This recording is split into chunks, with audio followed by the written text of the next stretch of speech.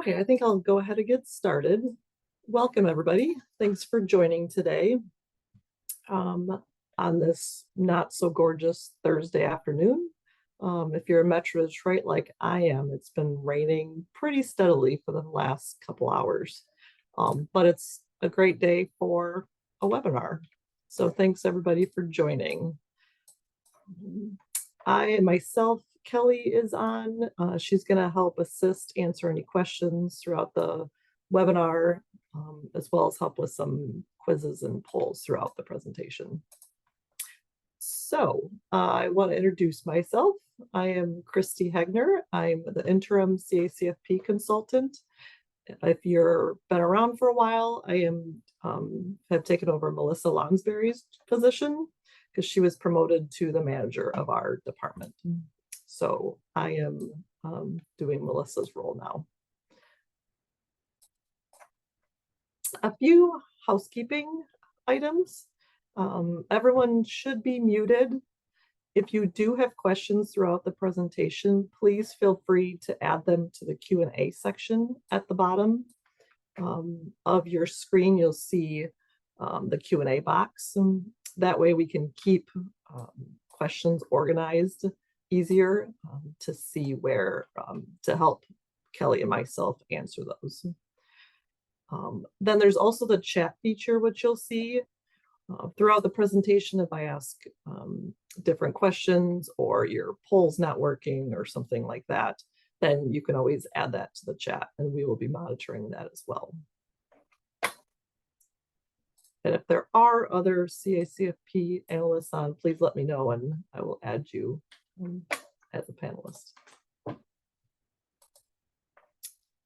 So I'm glad you could join us. All of these presentations are recorded and also posted to our CACFP training page on our website. As you can see there, it's fairly easy to find these. It's under the training section of our CACFP site under michigan.gov. You will receive certificates for participating through the entire webinar today, and they'll be emailed to you after, soon after the webinar. And just a heads up, the next Thinking Thursday is going to be Thursday, September 25th, and we'll be providing more details on that in the near future.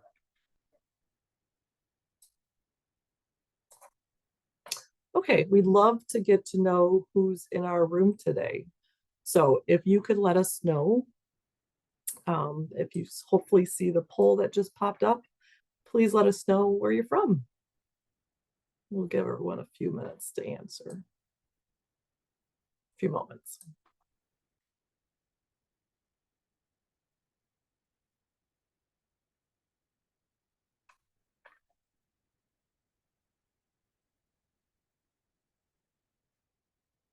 We're getting close, so just a few more moments and then we'll look at the results.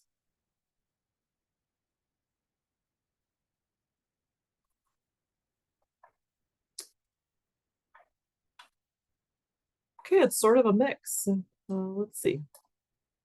So we have a decent amount of child care center participants here, as well as school food authorities, and then some sponsoring organizations, at-risk after school, and emergency shelters. Welcome, everybody.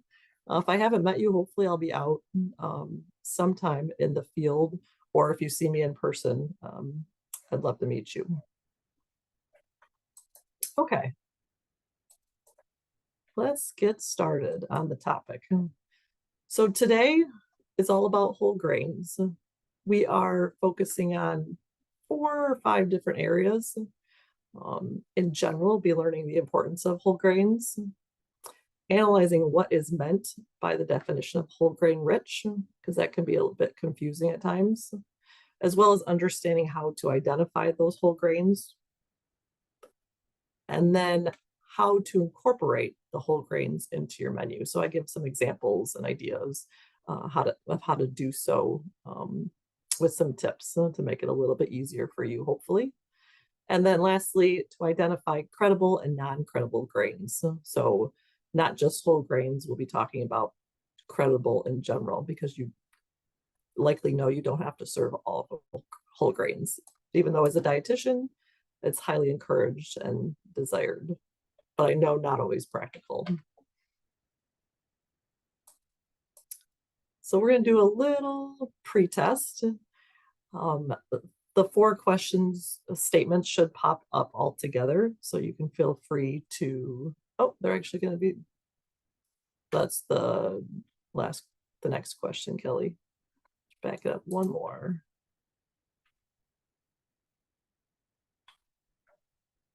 There we go, the pre-test. Okay, if you see that on your screen, it's going to be 4 questions. So just take a few moments to answer those. The first one being, enriched grains are the same thing as whole grains, true or false? And then the second one, CACFP requires all grains being served to be whole grains. Number 3, if you're only serving snack, you must serve a grain, true or false? And then the last one, grain-based desserts can be served if they are whole grains. I'll give a few more moments. And if I didn't mention this at the beginning, if you're brand new to CACFP, you might not even know what CACFP stands for. It's unlikely, as most of you I'm sure are at least familiar with it, but it's the Child and Adult Care Food Program. So I will be shortening it and using the abbreviation throughout the webinar. Just thought I'd mention that just in case you were unfamiliar with it. Okay, we're close to getting everyone answering.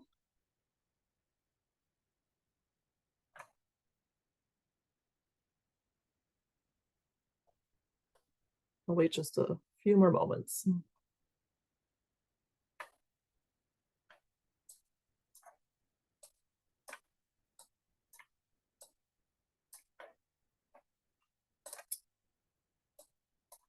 Okay.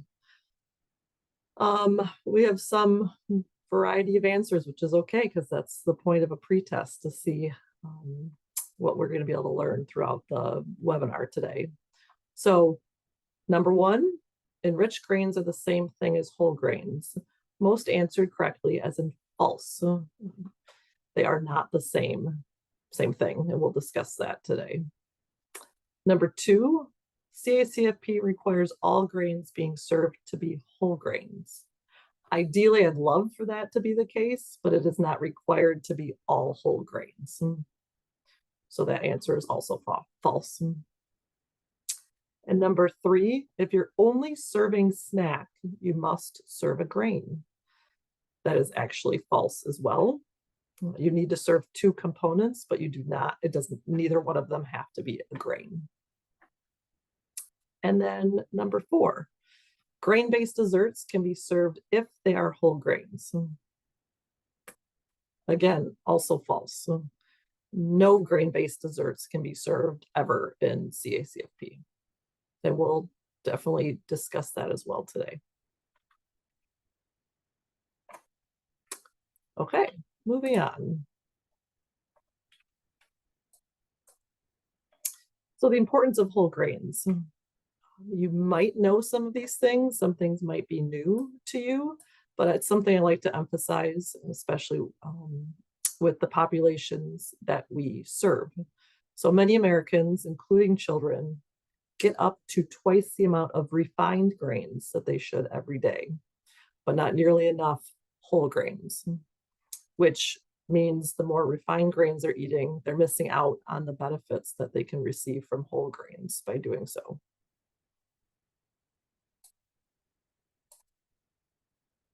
So what's so great about whole grains? They have several benefits, including essential nutrients such as fiber, which we probably know aids in digestion and can reduce constipation.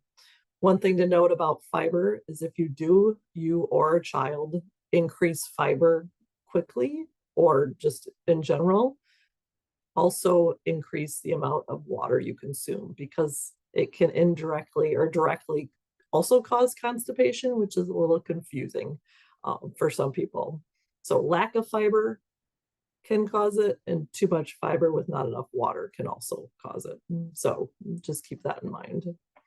And then offering whole grains at a young age, given our preschool age population, instills these habits at a young age. So the more we can offer and expose them at a young age to whole grains, the more likely they will continue choosing those throughout life. Now, whole grains have long-term benefits as well, and it's never too late to start. So those in adult daycare facilities or us as individuals can always add more whole grains and help reduce the risk of some chronic diseases like type 2 diabetes, as well as some cancers. And then there's also heart health benefits, such as reducing cholesterol levels and reducing your risk of heart disease and stroke. So as you can see, there's quite a bit of benefits of whole grains for everybody.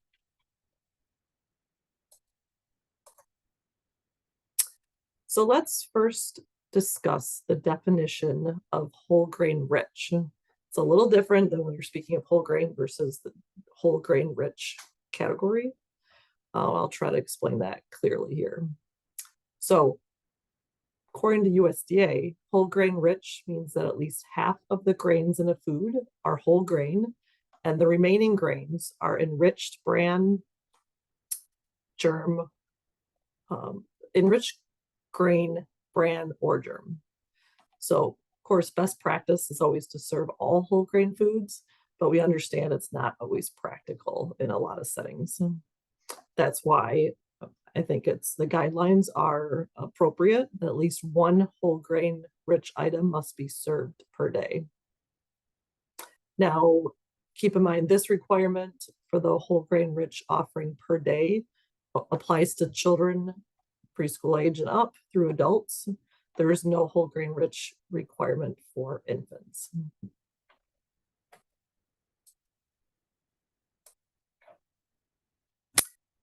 Okay, so the requirement, at least once a day for CACFP, you must offer a whole grain rich item.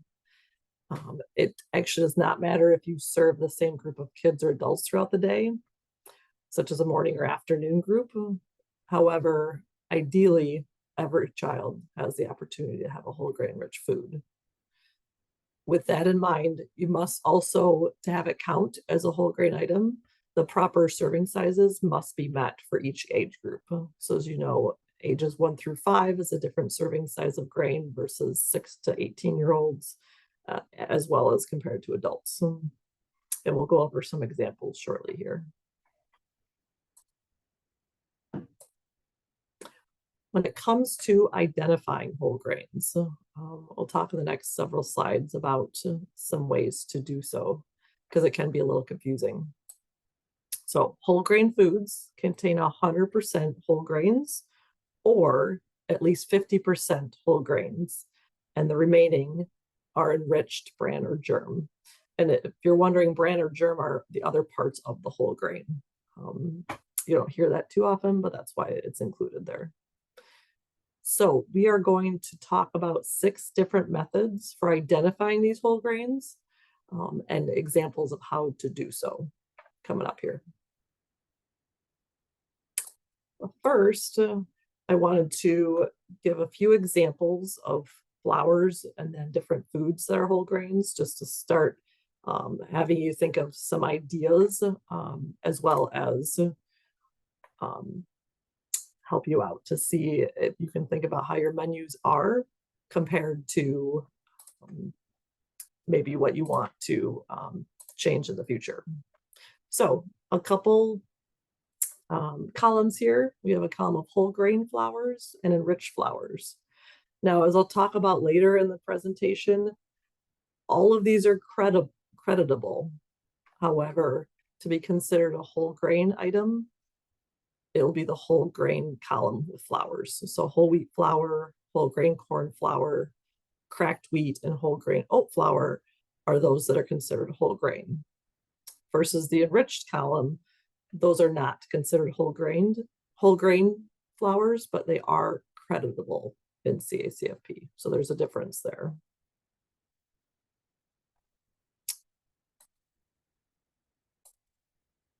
And then we have some whole grain rich foods. Just overall, this is by far not an all-inclusive list, but there are some foods that you may serve already or may consider serving. Some are a little unique, and it's always great to serve a variety of foods and expose kids to new foods.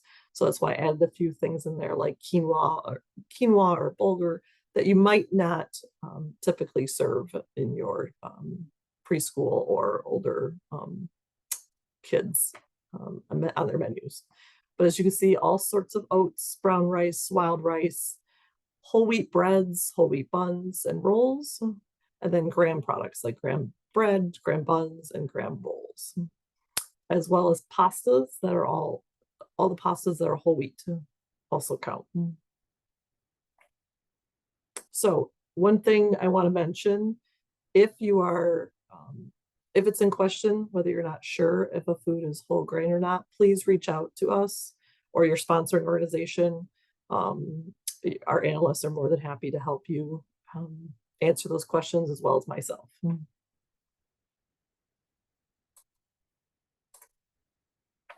Snacks. So snacks is a great place to serve whole grain foods as well as produce. So I always like to see some combinations of both.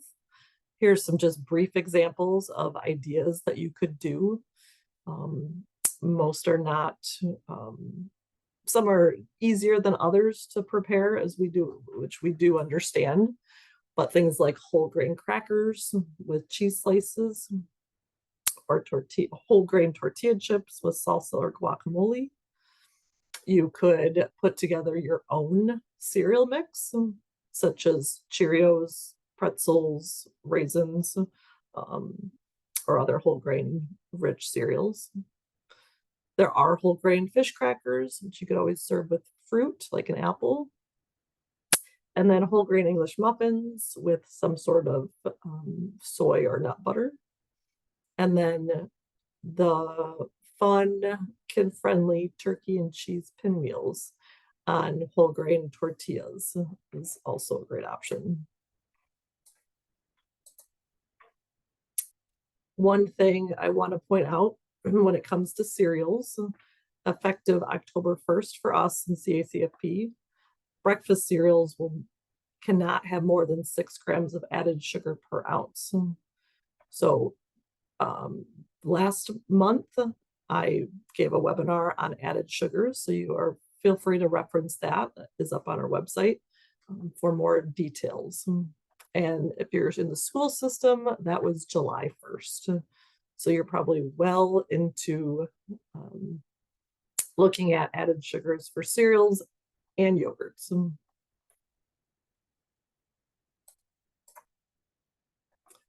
Okay, let's talk briefly about minimum serving sizes to be able to count and have a reimbursable meal or snack. As you see, for the ages 1 to 2 and 3 to 5-year-olds, a ½ ounce equivalent of grain is required for meals as well as snacks. Excuse me. For ages 6 to 18, meals and snacks need to be at least 1 ounce equivalent of grain to be reimbursable. Adult meals,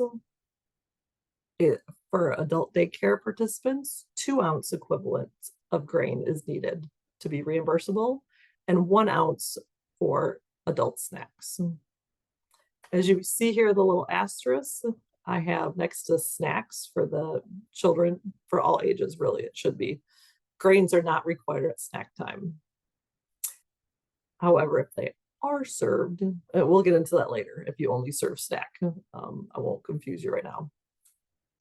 And then one thing I want to point out as well is at breakfast time, a meat or meat alternative can substitute for a grain up to 3 times a week. So that's always an option. And I'll go into a little more detail about that coming up here. So for breakfast, we have some minimum serving sizes as well listed here. For 3 to 5-year-olds, you need at least serve ½ an ounce. Here's an example as we have here half an ounce equivalent of a whole grain rich pancake is about a half of a 4-inch pancake, or half a cup of ready to eat flakes or rounds, such as Cheerios. Now, I believe Kelly's going to add a link for this slide to provide you more details of how one way to determine how many grams or what the serving size is for certain foods, because the grains vary tremendously, and it's not a specific amount of grains equals 1 ounce for every grain item. So check that out. I believe it's a resource from Wisconsin, our friends there who have a good resource for us to use. One thing to note, the minimum amount served per serving is 1/4 of an ounce to count towards the grain requirement. You still need to meet the minimum half an ounce equivalent, but one item has to be at least 1/4 of an ounce to count towards that reimbursable meal. Of course, you can always serve more than the half ounce equivalent for, say, this preschool age. So it's not a maximum for them whatsoever, which is great, especially if you're doing family style meals. You can always add, offer more.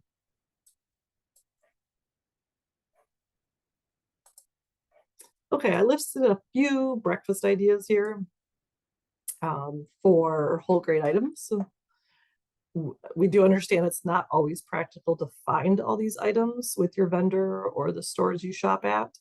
However, more and more places are offering these whole grain items, thankfully.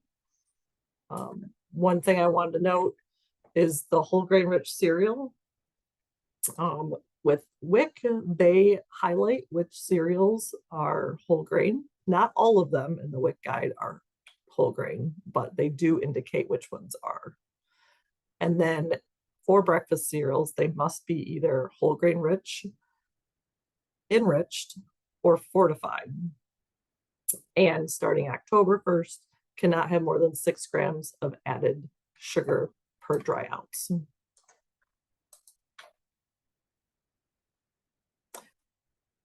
And then again, you can reference the Thinking Thursday I did about the added sugars in breakfast cereals and how to determine which foods are qualified. Okay, lunch examples. So for 3 to 5-year-olds, an example of a half ounce equivalent is a whole grain pita bread, about 1/4 of a pita.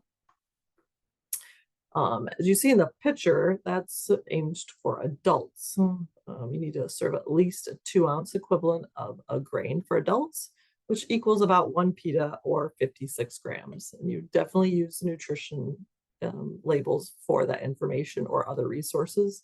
We wouldn't expect anyone to know how many grams are in a pita. I sure don't. One thing to keep in mind is offering varieties of whole grain rich foods throughout the week is really nice, and it gives variety to the kids, the adults, more likely to try different things. And here are some ideas coming up on the next slide. So some favorites, but made with whole grain foods, such as macaroni cheese with whole wheat noodles. There's spaghetti made with whole wheat noodles. You can do the turkey and cheese favorite on whole wheat bread, pasta, or buns or rolls. They definitely have hamburger buns and hot dog buns on made with whole wheat as well. It's just a little more challenging to find, but you could always change it up with the types of bread you use for sandwiches. We definitely have whole grain rich pizza crust options, and those have come a long ways. I know manufacturers have worked on making the texture better and more desirable to children. Personally, I have kids that have gone through a couple different vendors at our school or different contractors, and the pizza dough itself, pizza is a favorite, of course, for a lot of kids, and the pizza dough has gotten tremendously better, I think, just with the formulas that have changed and the different contractors using different pizza dough recipes and products. It's improved tremendously over the years. And then, of course, if you're making stir fries, you could always use brown rice or wild rice instead of white rice to add that whole grain in there.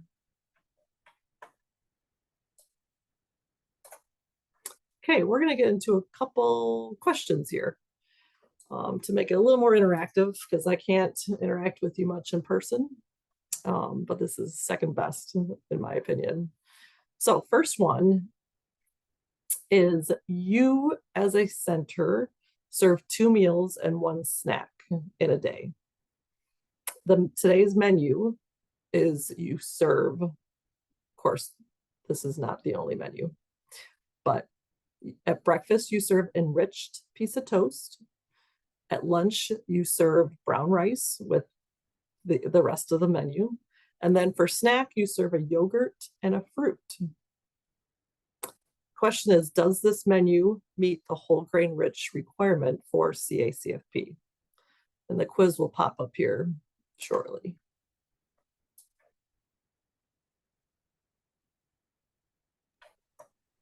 Sorry, Christy, to confirm, do you want the snack only one? No, it's the 2 meals, 1 snack.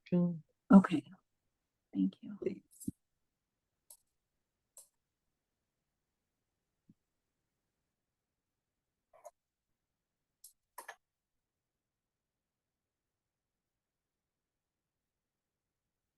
There we go. So have a chance to answer them or answer this question. I tried making these a little tricky. Hopefully they are, because that's how we learn.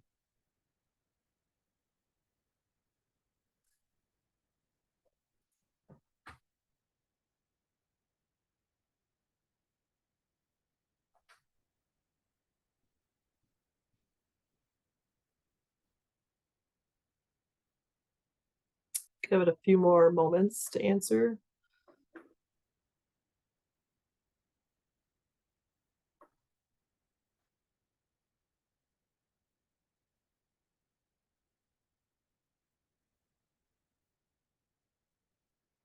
Okay, let's see. We're going to end this poll. So the answer is yes.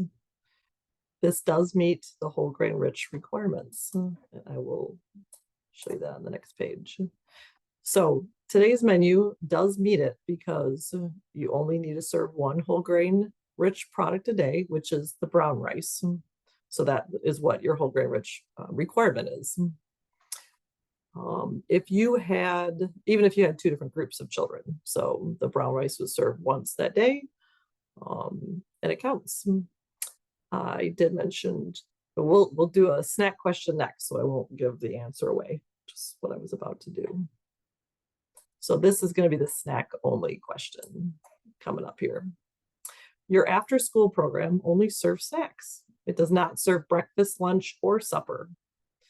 Which snack or snacks do not meet the whole grain rich requirement in the CACFP?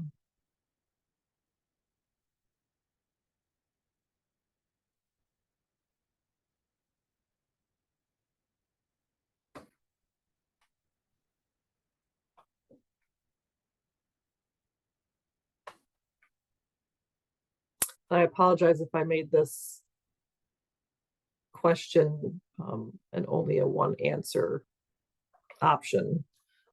Now that I'm thinking about it, I might have done that.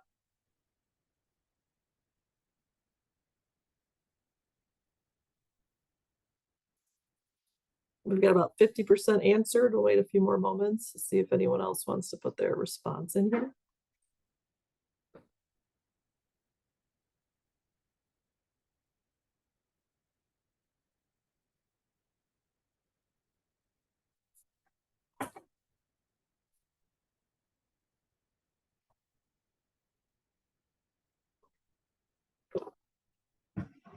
Okay, we will see the results here. So the one that does not meet the whole grain rich requirement is the enriched muffin and low fat milk. as I will show on the next page. So the reason being is if you're only serving one snack a day and you do serve a grain, it has to be whole grain rich. An enriched muffin is not the same as a whole grain rich muffin. So I wanted to clarify that. One thing which was commonly answered was the applesauce and low-fat milk. Now, the only requirement for snack is you serve two items, two components that are different, and it does not have to be a grain. But again, if you do serve a grain and you're only serving snack, it has to be whole grain. So a little bit about grains at meals. They are required at meals with an exception. So typically breakfast, lunch, and supper, grains are required at each one. Keeping in mind the exception of breakfast, like I mentioned earlier, that a meat and meat alternative may be served in place of the grain up to 3 times a week for the entire grain. So on those days, you would not be serving grain. You could, but it's not required. Just like snack though, if you only served breakfast to your participants, that grain at breakfast, if you served it, would have to be whole grain. Same with supper. If you served supper only, the grain at that meal would have to be whole grain to count and to be reimbursable. I know we do have some after school or school authority people listening in today. So I'm glad we were touching on at-risk after school and adult participants. This is only for these two participants regarding offer versus serve. So, or OVS. They can only be used at breakfast, lunch, or supper with this style of meal service. And it's definitely allowed. But if you're counting offer versus serve using the whole grain rich requirement, all the grain options must be whole grain.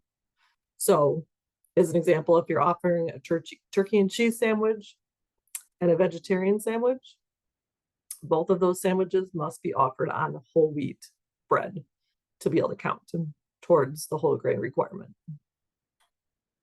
Because children can choose which one they want. Okay, we've got another question about at-risk after school. So the scenario is you're at risk after school serves supper using offer versus serve and also serves a snack. Does offering these two options listed for grains meet the whole grain rich requirement in CACFP? So the two grain items are whole grain rich rolls and enriched crackers. So does this meet the whole grain requirements?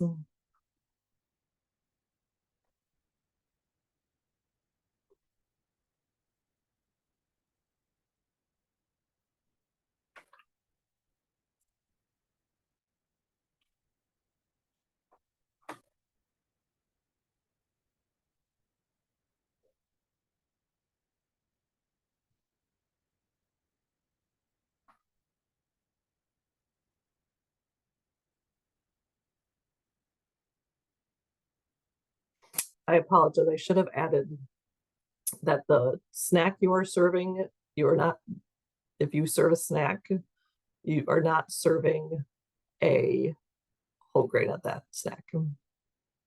That was not included. I apologize.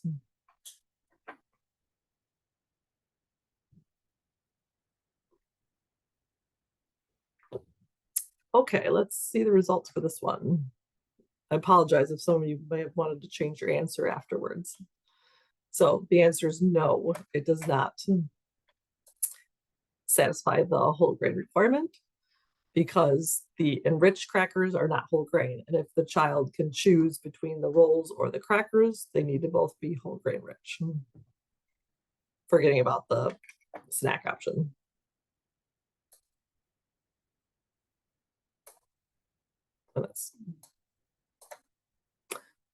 Okay, now we're going to discuss the 6 ways to identify whole grains. I already just mentioned the whole grain rich definition defined by USDA as a product having 50 to 100% whole grain, with the remaining grains being enriched. So there are several ways to go about this, and I'm going to go into detail about each one here coming up. The first way is any food that is labeled, not any, food that is labeled as whole wheat. The FDA has regulated that terminology can only apply to bread, rolls, and pasta. Other foods like crackers, tortillas, bagels, biscuits does not apply to the FDA standard. However, it doesn't mean, sorry about that, doesn't mean that the food's not a whole grain rich food. It just might not be, it's not, the label is not FDA approved. So one thing to keep in mind, be aware of terms that I have bolded here: made with whole grains, made with whole wheat, contains whole grains. These are really clever marketing techniques used by companies to enhance the appeal and make people think that these products are healthier. Doesn't mean they're not, but also doesn't mean they are. Because made with whole grain, it could be have it like a 5% grain component, whole grain component in that product. Same with contains whole grains. It doesn't say how much or how little.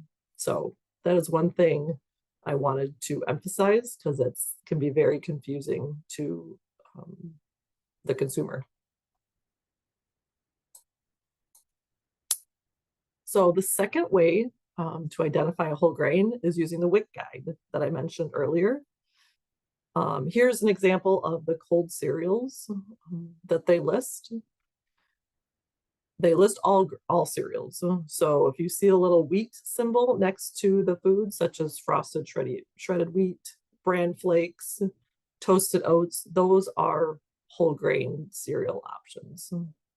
And all of those that are offered through WIC, that are approved through WIC as a whole grain or a cereal, are creditable in CACFP.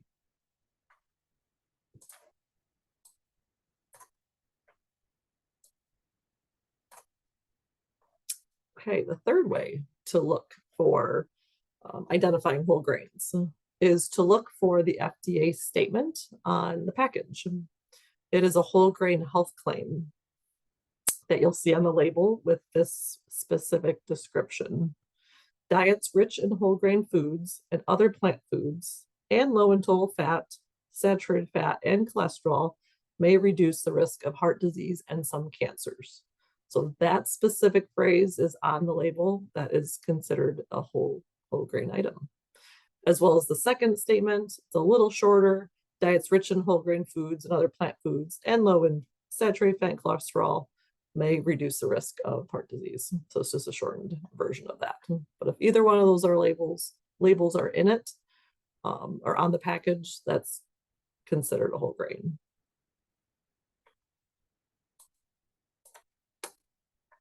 The fourth way to identify a whole grain is the rule of 3. Now, this has been around for quite a while, this technique or this method. The first thing you look at is the ingredient label. And if the first ingredient, or if water is the first ingredient, it'd be the second ingredient, that must be a whole grain. And then the next 2 grains, if it has any, must be either whole grains, enriched, bran, or germ. So again, it would be whole wheat flour, whole gram flour, and say another ingredient. That would be considered a whole grain rich food.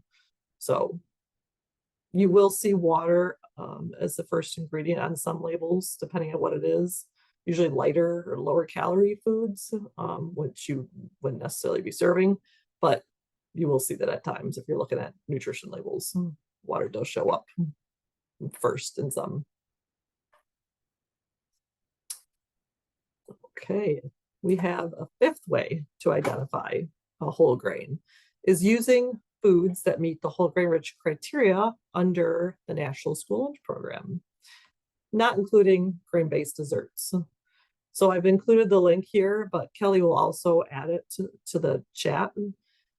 It's this whole grain resource is a massive resource that's very extensive and can guide you through way more detail than I can give in an hour presentation about how to determine or find whole grains for your facility.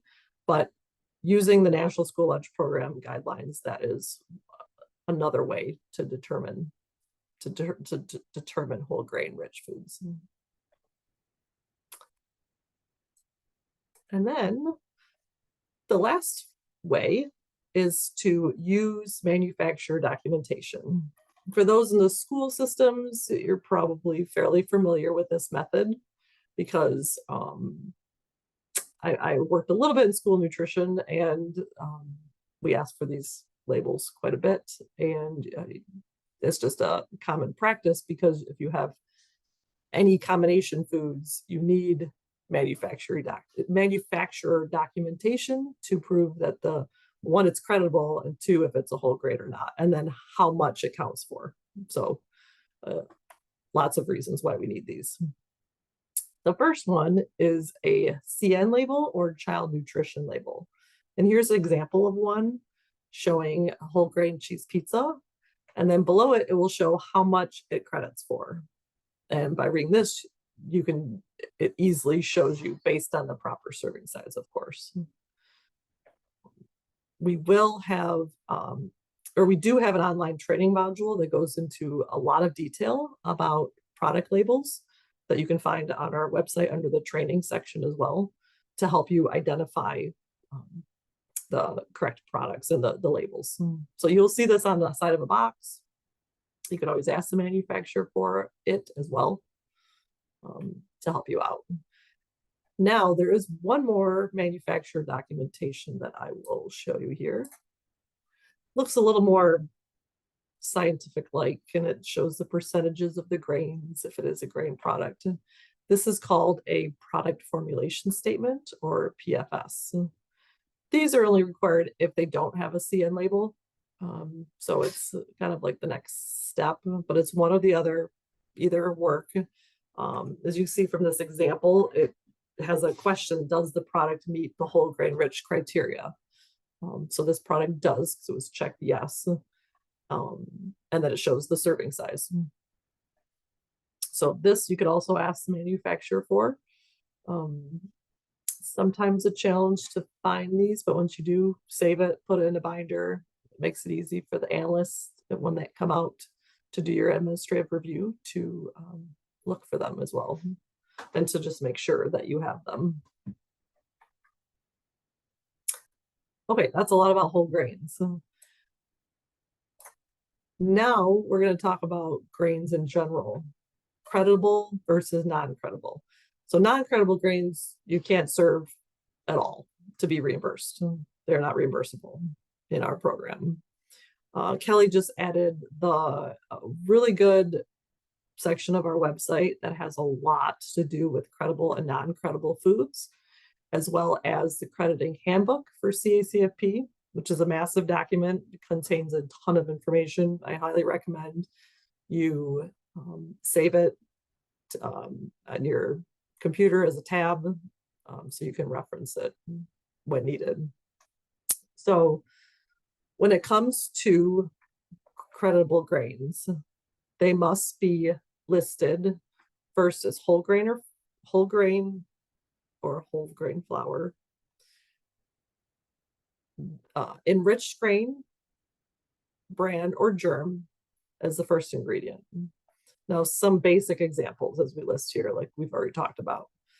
And popcorn is a newer one that's been added, but it is tricky to reach the correct amount of serving size at times, so be aware of that. It's a higher serving size, so it's kind of a challenge for centers or schools to meet that minimum grain ounce equivalent when serving popcorn.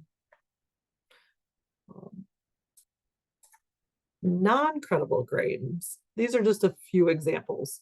So if the first or second ingredient, if water is the first, if it's not whole or enriched grain or whole enriched flour, bran or germ, it is not creditable in CACFP. If sugar is listed before the first grain, it is not credible. In regards to breakfast cereals, if it's not either of these three, if it's not whole grain, if it's not enriched, or it's not fortified, it does not count as a credible grain in CACFP. Keeping in mind, the WIC food guide is an excellent source to use for a list of cereals that are creditable. Other ones that are not, do not count, are not reimbursable, are cereals with the above the added sugar limits.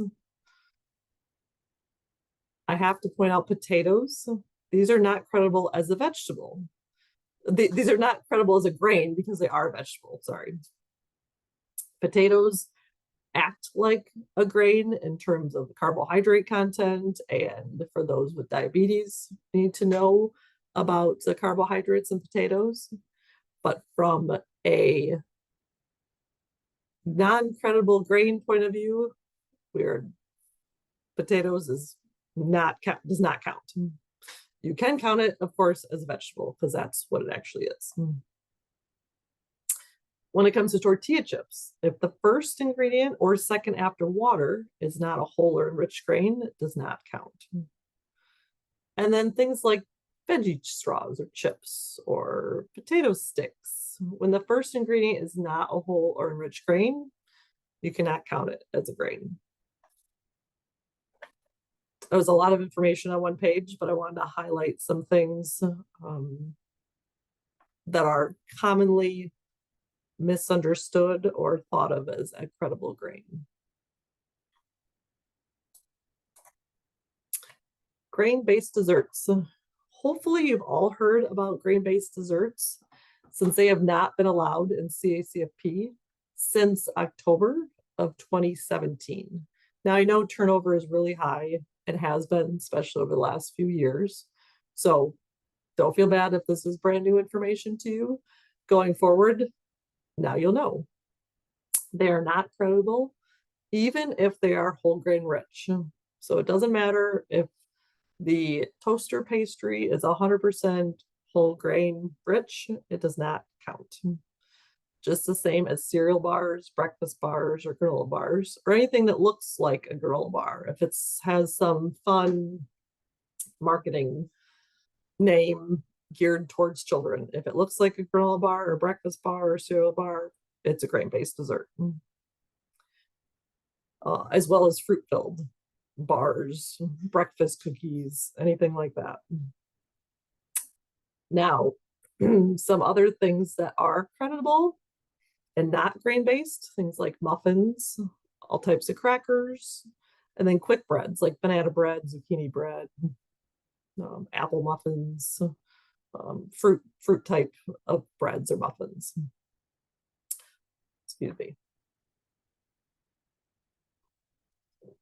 One reason, or the main reason we are getting rid of grain-based desserts is I'm thrilled, and they have been out of our program for a long time, is because it's mostly added sugar. It's added sugar and saturated fat. That as a food program, we want to be promoting healthy, nutritious foods, not quick, high sugar, high saturated fat items. And again, it goes back to instilling healthy habits early on at a young age and hoping it carries on through adulthood. And there are more resources we have listed in the chat as well for that.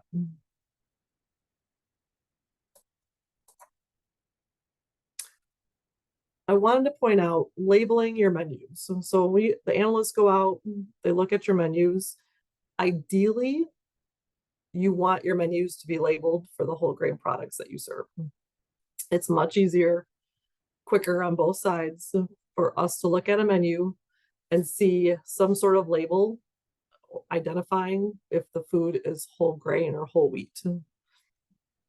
excuse me, it will save a lot of time for all parties involved, and inform parents as well, because your menus are posted and or provided to parents, so they can also know that their children are being served whole grains. Some suggestions we have, examples of how to highlight whole grains on your menu. Write, if the product is whole wheat, write it in front of the word, or WW, such as WW bread or WW pasta, to abbreviate because you don't have much room on menus. Or use a legend and post or place a check mark next to the food item indicating that it's whole grain.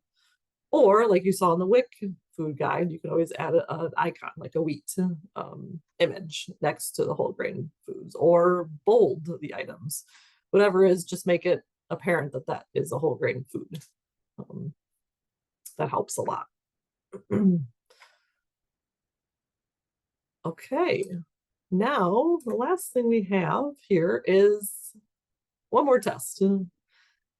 Hopefully it's a little easier than the beginning. I changed the questions or the statements just slightly. So you still have to read each question thoroughly. So the first one being, true or false, enriched grains are the same thing as whole wheat.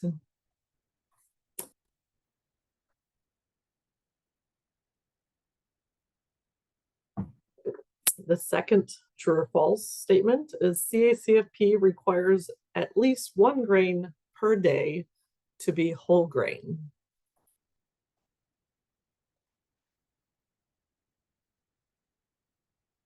The third statement, true or false, if you're only serving snack, you do not need to serve a grain.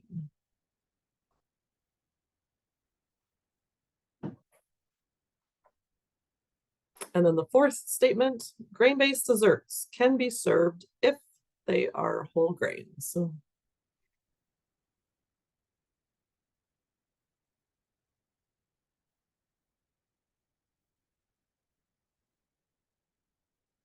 Got about almost 50% answered the statements or the questions so far, so we'll wait a few more moments.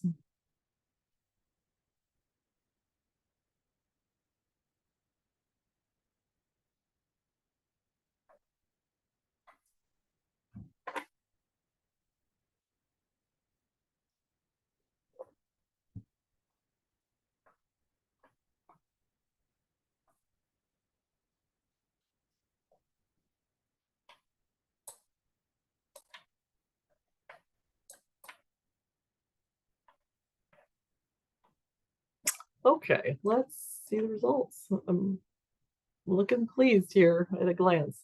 So the first statement is, enriched grains are the same thing as whole wheat. That is false. So glad to see most of you chose false, which is correct. Enriched grains are not the same as whole wheat. Enriched grains are not the same as whole grains. They are still grains that are creditable in CACFP, just not, they don't count towards a whole grain item. Number 2, CACFP requires at least 1 grain per day to be whole grain. That is true. Great job. That is no matter,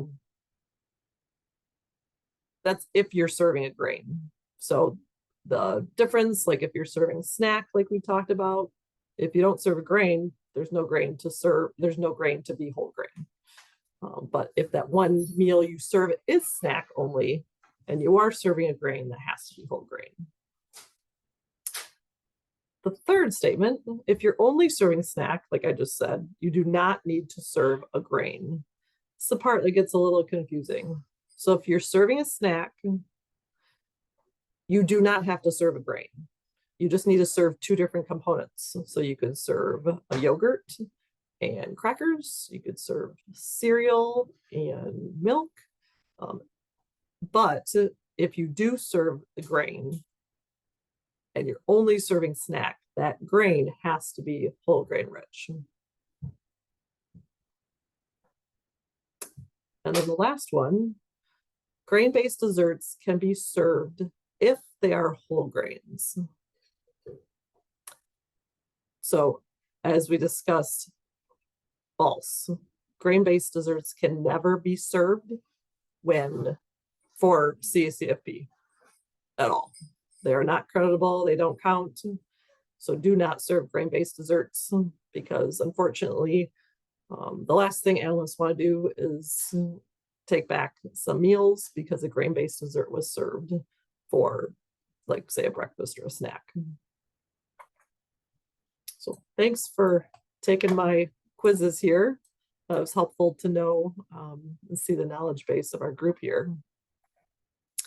I do have the next couple slides of resources that Kelly's going to post, but you'll also see it up on the website once it's posted to our website. So we have a couple pages, lots of resources for whole grains. We have a couple of our training modules up there for product labels and credible menus, which does touch on whole grains as well.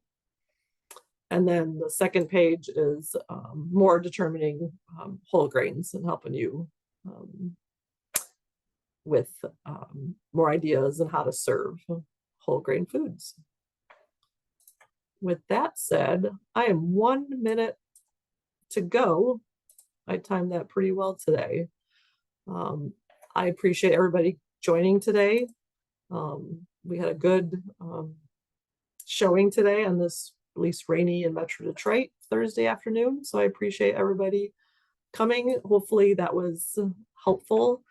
And please reach out to us, to your analysts. We are more than happy to help you with any questions you have being in our program.